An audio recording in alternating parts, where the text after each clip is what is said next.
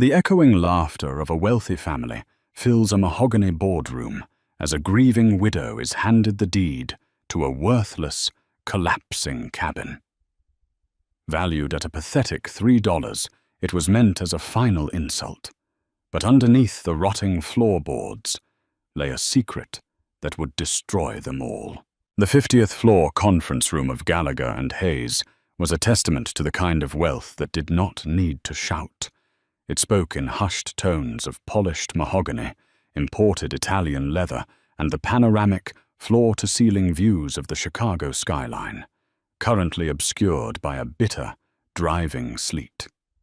Inside this fortress of corporate power, the atmosphere was suffocatingly tense, heavy with the scent of Brianna Martin, overpowering Chanel perfume, and the stale, expensive cigar smoke that always seemed to cling to her eldest son, Regis. Chelsea. Martin sat at the far end of the sprawling table, acutely aware of the frayed cuffs of her wool coat. She was an island of quiet grief in a sea of predatory anticipation. 2 years had passed since her husband, Arthur, had died in a tragic pile-up on the interstate. But for Chelsea, the wound was as raw as if it had been inflicted yesterday. Arthur had been the anomaly in the Martin family, a man who preferred teaching high school history and hiking in the mountains to hostile takeovers and board meetings. When he had chosen to marry Chelsea, a public school art teacher with a modest background, the family had effectively excised him like a tumor. The only exception had been Thomas Martin, the ruthless patriarch who had built Martin Real Estate Holdings from a single concrete mixer into a multi-billion-dollar empire.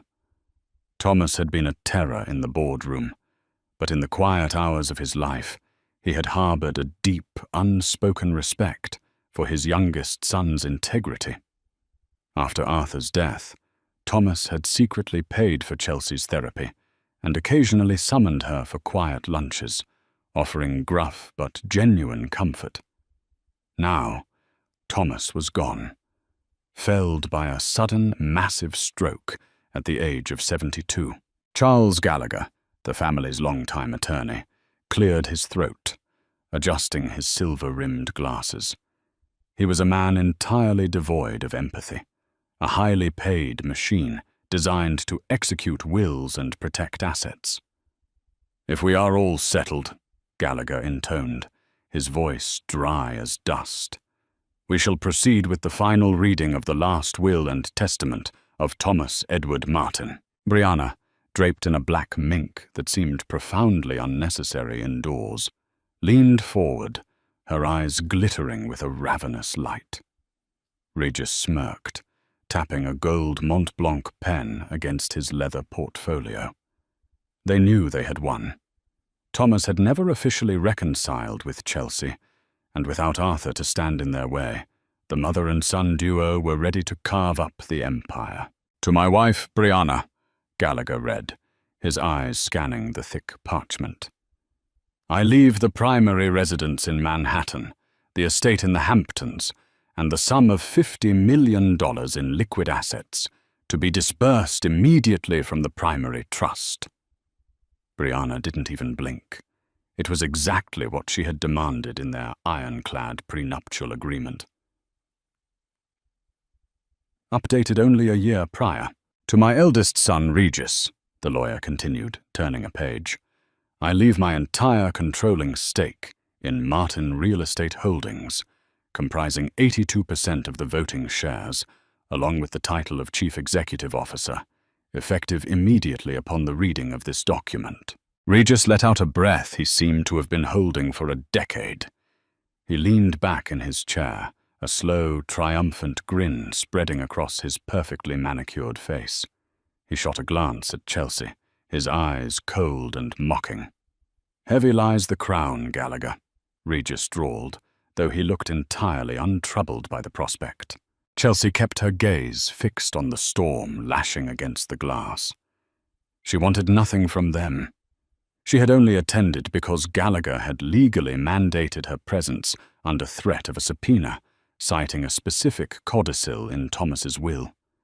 She just wanted to go home to her tiny, drafty apartment and try to forget the people who had treated her husband like a disappointment. Gallagher shifted uncomfortably, pulling a thin, pathetic-looking manila folder from beneath the mountainous stack of legal binders. He looked at Chelsea, and for a fleeting second, something akin to pity flickered in his cold eyes. "And finally," Gallagher said, his voice dropping an octave, "to my daughter-in-law, Chelsea Martin." The room went dead silent. Brianna's head snapped toward the lawyer, her perfectly sculpted eyebrows narrowing into dangerous slits. "Excuse me," Brianna snapped. "Why is she receiving anything? Arthur is gone. Her ties to this family were severed the day he died." "Mr. Martin was quite explicit, Mrs. Martin," Gallagher replied smoothly. He opened the thin folder. "I shall read his exact words. To my daughter-in-law, Chelsea, who understood the value of quiet places and the true measure of a man's worth, I leave the entirety of property, parcel 88B. Regis barked out a laugh. "Property parcel 88B? What on earth is that? Some strip mall in Ohio?" Gallagher sighed. "It is a residential parcel located in Oak Haven, a remote unincorporated township in the Appalachian foothills of West Virginia. It comprises 1 acre of land and a single structure." The lawyer paused, looking down at his notes. "For the purposes of the estate transfer and tax assessment, we had the property evaluated last week." "And?" Brianna demanded, tapping her diamond-ringed fingers impatiently on the mahogany wood. "What is it worth? I won't have her walking away with family capital." Gallagher looked directly at Chelsea. "The structure on the property was legally condemned by the county 7 years ago due to severe foundational decay and roof collapse. The land itself is deemed inaccessible for commercial development due to its topography. All back taxes were settled by Thomas prior to his passing. Therefore, the official assessed market value for the estate transfer of the cabin and the land is $3. For a moment, the room was suspended in absolute silence. Then Regis lost his composure entirely. He threw his head back and roared with laughter. The sound was ugly, cruel, and echoed off the glass walls of the boardroom. Brianna joined him, her laughter a sharp, aristocratic titter that cut through the air like a serrated blade. $3, Regis gasped, wiping a tear of pure amusement from his eye. "The old man left you a rotting shack in the woods worth $3. God, I always knew he had a wicked sense of humor, but this is a masterpiece." Brianna smiled, a thin, venomous expression. "Well, Chelsea, dear, it seems you finally got what you deserve. A worthless pile of garbage, perfectly suited to your station in life. Perhaps you can sell it and buy yourself a cup of coffee. Or better yet, a new coat. That one looks like it was dragged behind a bus." Chelsea felt the heat rise in her cheeks, a flush of deep, humiliating embarrassment. She could feel the tears pricking at the corners of her eyes, but she refused to let them fall. She would not give them the satisfaction of her sorrow. She thought of Arthur, of his kind smile, and how much he had despised this room and everything it represented. She stood up slowly, her movements deliberate and calm. She reached across the massive mahogany table and plucked the thin manila folder from Gallagher's hands. "Thank you, Mr. Gallagher," Chelsea said, her voice remarkably steady despite the storm raging inside her. She didn't look at Brianna or Regis. She simply turned on her heel and walked toward the heavy oak doors. "Enjoy the wilderness, Chelsea," Regis called out to her back, his voice dripping with condescension. "Watch out for the bears." The heavy door clicked shut behind her, cutting off the sound of their renewed laughter. Chelsea leaned against the cold marble wall of the hallway, clutching the folder to her chest. A $3 cabin. It was an insult, a final cruel joke orchestrated by a family that despised her. But as she looked down at the coordinates typed on the deed, she remembered Thomas's warm eyes during their secret lunches. He was a ruthless man, but he was never cruel without a reason. Why, she wondered, stepping into the elevator. Why did you leave me this, Thomas? 2 weeks had passed since the will reading, and Chelsea's life was rapidly unraveling. Her freelance graphic design work had dried up. Her landlord had raised the rent on her cramped apartment, and the meager savings she and Arthur had managed to put together were nearly depleted. As she sat at her tiny kitchen table, staring at a stack of past-due utility bills, her eyes kept drifting back to the manila folder sitting on the counter. Property. Parcel 88B. She had looked up Oak Haven, West Virginia, on the internet. It wasn't even a town. It was a blip on the map, a dense expanse of forested mountains, largely abandoned by the coal industry decades ago. The logical choice was to throw the deed in the trash. It would cost more in gas to drive there than the property was worth.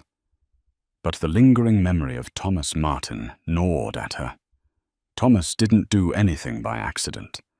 If he wanted to insult her, he would have left her nothing at all.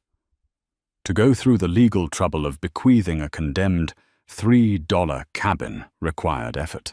With nothing left to lose, and an eviction notice looming in 30 days, Chelsea packed her beaten-up Honda Civic with a sleeping bag, a cooler of cheap groceries, a flashlight, and a set of basic tools.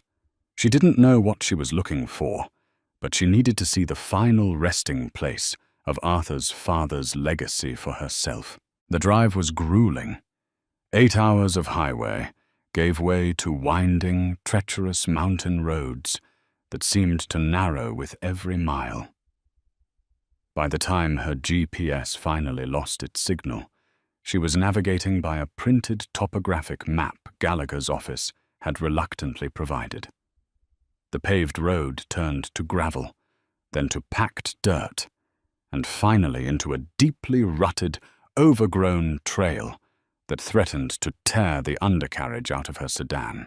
She parked the car at the edge of a dense tree line, where a rusted, chain-link gate hung limply off a single hinge. A faded, bullet-riddled sign read, "Private Property." Chelsea zipped up her jacket against the biting mountain chill and squeezed past the gate, following a weed-choked path. The forest here was old and imposing, the canopy so thick it blocked out the afternoon sun, casting the woods in an eerie twilight. After a 10-minute hike, the trees parted, and she saw it. Regis hadn't been exaggerating when he called it a rotting shack. The cabin was a tragedy of neglected architecture. Built of heavy pine logs, the structure leaned precariously to the left, groaning in the wind. The roof on the eastern side had completely caved in, crushed by the weight of a fallen oak branch years ago. Moss and creeping ivy had reclaimed the exterior walls, making the cabin look like a natural outcropping of the forest floor. The front porch was a death trap of splintered, rotting wood. Chelsea stood in the clearing, her heart sinking. What had she expected? A hidden mansion? A secret vault filled with gold bullion? It was just a ruined, dead thing, much like her relationship with the Martin family. Carefully testing every step, she navigated the porch and pushed open the front door. It shrieked on rusted hinges, revealing an interior that smelled heavily of mildew, wet earth, and animal droppings. The inside was a single, large room. Water damage had destroyed whatever furniture had once been there. A rusted iron stove sat in the center of the room, surrounded by piles of decaying debris. Chelsea spent the next few hours simply clearing out the garbage, dragging rotting wood and soggy insulation out into the yard. It was exhausting, back-breaking work. But the physical labor was a welcome distraction from the crushing anxiety of her impending bankruptcy. As she cleared a corner of the room that had miraculously survived the roof collapse, she found a small, waterlogged wooden nightstand. Inside the single drawer was a rusted tin box. Chelsea pried it open with a screwdriver. Inside, protected by a layer of waxed paper, was a small, leather-bound journal and a stack of Polaroid photographs. She took them over to the window to catch the fading daylight. The photos were from 30 years ago. They showed a much younger Thomas Martin, not in his usual bespoke Armani suits, but in faded jeans and a flannel shirt, smiling broadly. Next to him was a young boy, maybe 10 years old, holding up a freshly caught trout. It was Arthur. Tears finally spilled over Chelsea's eyelashes, tracking through the dirt on her cheeks. This wasn't a joke. This cabin was Thomas and Arthur's secret sanctuary, a place where they escaped the suffocating toxicity of Brianna and the relentless pressure of the corporate world. Thomas had left her his most precious, private memory. "Thank you," Chelsea whispered to the empty room, clutching the photos to her chest. The sentimental value was immeasurable, even if the financial value was literally $3. She decided to stay the night, laying out her sleeping bag in the dry corner near the iron stove. As darkness fell, the wind began to howl through the trees, signaling the arrival of a fierce Appalachian thunderstorm. Within an hour, rain was lashing against the remaining windows, and thunder shook the very foundations of the mountain. The noise was deafening. Chelsea huddled in her sleeping bag, shining her flashlight around the room, as water began to pour through the compromised sections of the roof. Suddenly, a massive crack of thunder echoed overhead, accompanied by a violent gust of wind that ripped a remaining section of the ceiling free. Rain dumped into the cabin in a torrential sheet. Chelsea scrambled backward, trying to drag her sleeping bag out of the new waterfall. As she threw her weight backward, her boot came down hard on a section of floorboards near the center of the room. The wood, thoroughly rotted by years of dampness and newly saturated by the storm, gave way with a sickening crunch. Chelsea shrieked as her leg plunged through the floor, jagged splinters tearing through her jeans and scraping her calf. She threw her arms out, catching herself on the solid joists before she could fall entirely through into the crawl space below. Panting heavily, her heart hammering against her ribs, she carefully hauled herself up, dragging her bleeding leg out of the hole. "Okay," she breathed, trying to calm her racing heart. "Okay, you're fine. It's just a broken floor." She grabbed her heavy-duty Maglite flashlight and crawled to the edge of the jagged hole to see how far the drop was. She aimed the beam down into the darkness. She expected to see dirt, rocks, and maybe the glowing eyes of a startled raccoon. Instead, the bright beam of the flashlight reflected off something cold, metallic, and distinctly unnatural.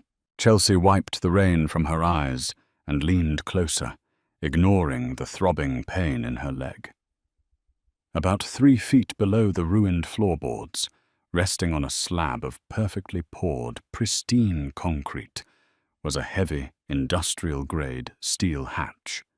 It looked like the entrance to a submarine or a bank vault, completely incongruous with the decaying pioneer aesthetic of the cabin above it. Wiping away decades of dust and debris from the top of the hatch, Chelsea found a digital keypad. It was dark, the battery clearly dead for years, but right beneath it was a manual override, a strange, cruciform keyhole. Chelsea froze. Her hand instinctively flew to the silver chain around her neck. 2 days after Arthur's funeral, Thomas had come to her apartment. He had looked exhausted, aged a decade overnight. He had pressed a heavy, cross-shaped antique key into her palm, closing her fingers over it. "Don't tell Brianna you have this," Thomas had rasped, his voice rough with unshed tears. "Put it on a chain. Hide it. Keep it safe for a rainy day, Chelsea. I promise you, the rain will come." Chelsea pulled the chain over her head. Her hands were shaking violently as she lowered herself into the hole, her boots hitting the solid concrete platform. She inserted the key into the heavy steel lock. It slid in perfectly. With a deep breath, Chelsea turned the key. A heavy hydraulic clack echoed in the small space, a sound so loud and final it seemed to silence the thunder outside. She gripped the rotating wheel on the hatch and pulled. The heavy steel door swung upward effortlessly, revealing a set of illuminated metal stairs leading down into the earth. The air wafting up from the stairs wasn't damp or foul. It was cool, dry, and smelled faintly of ozone and old paper. Chelsea descended slowly, her flashlight cutting through the dimness until motion sensors detected her presence. Suddenly, a series of recessed LED lights flickered to life, illuminating a space that defied all logic. She was standing in a climate-controlled, concrete-reinforced bunker, roughly the size of a large master bedroom. The walls were lined with heavy steel shelving, but it wasn't filled with doomsday prepper supplies. It was a fully functional, hidden executive office. A massive oak desk sat in the center, flanked by filing cabinets. On the back wall, built directly into the concrete, was a massive, commercial-grade Mosler safe. Chelsea walked toward the desk, her footsteps echoing in the subterranean silence. On the leather blotter sat a sleek, titanium briefcase. Resting on top of the briefcase was a sealed envelope with a single word written on it, in Thomas's unmistakable, aggressive scrawl.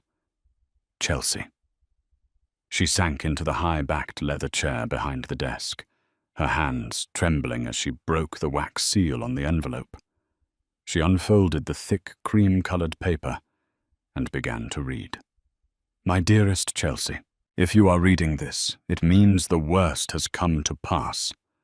I am gone, and you have braved the wilderness to claim the insulting inheritance I left you. You must understand, the $3 valuation was not an insult to you. It was a carefully constructed trap for my wife and my eldest son. Brianna and Regis are vultures. They measure the world entirely in dollar signs and immediate gratification. I knew that when the will was read, they would laugh at this property. I knew they would dismiss it, ignore it, and practically beg you to take it off the estate ledgers to avoid the trivial property taxes. Their arrogance is their fatal flaw. This cabin was Arthur's favorite place on earth. But what lies beneath it is the true foundation of the Martin legacy. 30 years ago, I realized Martin Real Estate Holdings was growing too fast, built on aggressive leverage and ruthless tactics. I needed a contingency plan. I needed leverage of my own against my own board of directors, and eventually against my own greedy family. Open the briefcase. The combination is Arthur's birthday. Chelsea stopped reading, her breath catching in her throat. She pulled the titanium briefcase toward her and spun the dials. 0814. The latches popped open with a sharp hiss. Chelsea lifted the lid. Inside, neatly stacked in custom-fitted foam, were rows of bearer bonds. Chelsea had worked in corporate design long enough to recognize them. They were untraceable, completely liquid instruments of wealth. She picked one up. It was denominated at $1 million. There were 50 of them in the case, $50 million in untethered cash. But it was the thick, legal binder resting beneath the bonds that drew her attention. She pulled it out and turned back to the letter. The bonds are for you, Chelsea. A belated apology for the cruelty you suffered from my family. But the binder is something far more dangerous. It is a weapon. You see, 30 years ago, I secretly purchased the prime commercial acreage in downtown Chicago, the exact land upon which the 3 flagship Martin skyscrapers currently sit. I bought the land under a ghost corporation called $3 Holdings, LLC. I then leased that land to Martin Real Estate Holdings on a 99-year ground lease. But here is the trick, my clever girl. The ownership of $3 Holdings, LLC, is legally bound in perpetuity to the physical deed of property parcel 88B in Oak Haven, West Virginia. Whoever holds the deed to this rotting $3 cabin is the sole owner of the LLC. Furthermore, I quietly suspended the collection of the ground rent 10 years ago. According to the ironclad lease agreement enclosed in that binder, if the rent falls into arrears for a decade, the landowner has the immediate, irrevocable right to terminate the lease, seize all structures built upon the land, and evict the tenants. Regis and Brianna think they inherited an empire. They didn't. They inherited buildings. You, Chelsea, own the ground beneath their feet. Do what you will with this power. Avenge my son. Avenge yourself. With all my love, Thomas. Chelsea sat in the silence of the bunker for a long time.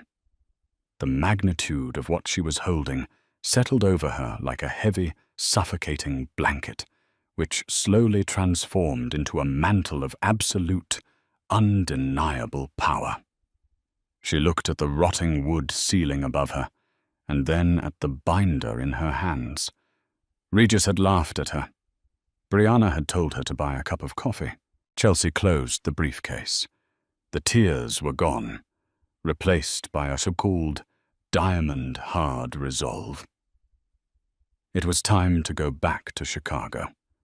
Brianna held court near the ice sculpture, dripping in diamonds, accepting condolences for her late husband that were as fake as her smile.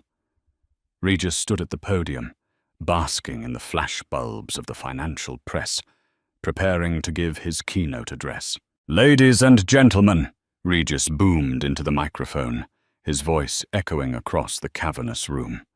"Today marks a new era for Martin Real Estate. We are not just building skyscrapers, we are building the future of this great city.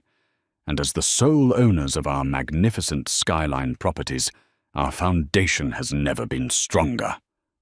"Actually, Regis, your foundation is a bit rotten," a voice rang out, crisp and amplified. The crowd parted. Standing at the back of the ballroom, holding a wireless microphone she had commandeered from the sound desk, was Chelsea. She was unrecognizable from the grieving, beaten-down widow in the frayed coat. Chelsea wore a razor-sharp, bespoke charcoal suit. Her posture was flawless, her gaze lethal. Flanking her were 3 men in dark suits, senior partners from one of the most ruthless litigation firms in the country, hired with Thomas's bearer bonds. Regis narrowed his eyes, shielding them against the stage lights. "Chelsea, what on earth are you doing here? Security, please remove this woman. She's trespassing."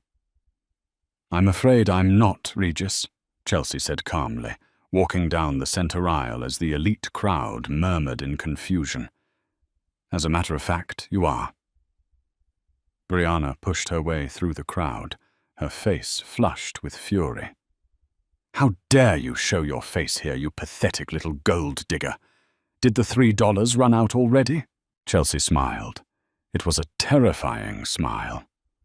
She reached into her leather attaché case and pulled out a thick stack of legal documents, handing them to her lead attorney, Harrison Cole. Harrison stepped forward, unfolding a formal, court-stamped document. "Mr. Martin, Mrs. Martin, you are hereby served." He pressed the papers directly into Regis's chest. Regis instinctively grabbed them, looking down in bewilderment. "Served? Served for what?" "Eviction," Chelsea said, her voice carrying easily through the silent ballroom. Regis burst into laughter, looking around at his shareholders. "Eviction? From my own buildings? Have you lost your mind, Chelsea?" "They aren't your buildings, Regis," Chelsea replied, stepping up to the edge of the stage. "Well, technically the steel and glass are yours, but the dirt they sit on, that belongs to $3 Holdings LLC, a company whose sole asset is the deed to a cabin in West Virginia, the same cabin you laughed at while you handed it to me." Regis's laughter died in his throat. He looked at his own corporate lawyers, who were scrambling toward the stage, their faces pale as they read over Regis's shoulder. "Mr. Martin," one of the corporate lawyers whispered, his voice trembling so badly the microphone picked it up. "Sir, this is a valid ground lease, signed by your father 30 years ago. We don't own the land under the plaza, the tower, or the spire," Brianna gasped, clutching her pearls. "That's impossible. Thomas left us everything." "He left you the company," Chelsea corrected her gently. "He left me the leverage." Chelsea turned to address the crowd of stunned shareholders and journalists. "For the past 10 years, Martin Real Estate Holdings has failed to pay rent to the landowner.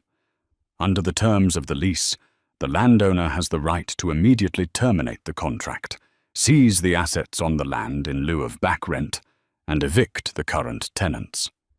And as of this morning, a federal judge granted the injunction." Pandemonium erupted in the ballroom. Journalists began shouting questions. Shareholders pulled out their phones, frantically calling their brokers as the reality of the situation set in. Martin Real Estate was built on land they didn't own, and they were about to be evicted from their own empire. Regis looked like he was going to be sick. He gripped the edges of the podium, his knuckles white. Chelsea, wait. We can work this out. We can buy the land from you. Name your price. 10 million? 50 million? Chelsea looked at the man who had tormented her husband, who had mocked her grief, and who had valued her at $3. "My price?" Chelsea asked softly, leaning into the microphone. "My price is your resignation, Regis, yours and Brianna's. You will surrender all voting shares to a philanthropic trust, step down from the board, and walk away with nothing but the clothes on your backs. If you refuse, I will execute the eviction, seize the skyscrapers, and bankrupt you both by morning." "You can't do this!" Brianna shrieked, lunging forward, only to be restrained by Harrison Cole. "We are the Martin family. You are nothing." "I am Chelsea Martin," she replied, her voice ringing with finality. "And I think you'll find that I am quite wealthy." She turned and walked out of the ballroom, leaving the shattered ruins of Brianna and Regis's empire behind her. Chelsea didn't need the skyscrapers. She had $50 million, her husband's memory, and a quiet, 1-acre parcel in West Virginia, where she was finally going to fix the roof. If you were captivated by Chelsea's incredible journey from a mocked widow to a woman holding the ultimate key to a family's legacy, make sure to hit that like button. Share this video with your friends who love a good story of karma and hidden treasures. Don't forget to subscribe to our channel and ring the notification bell so you never miss out on our thrilling real-life dramas. What would you have done? Let us know in the comments below.